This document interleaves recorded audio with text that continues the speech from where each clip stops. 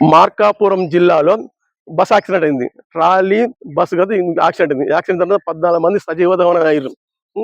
దాని తర్వాత ఒక అబ్బాయి కిటికీ నుంచి తోసేసింది. తోసిన తర్వాత ఆ మేడం కూడా చనిపోయింది.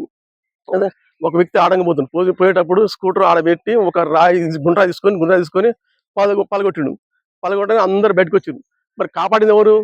దేవుడు కాపాడు. మనిషి రూపంలో వచ్చినా దేవుడు కాపాడిండు. అంతగా వేరే కాడి రావడం అట్లా.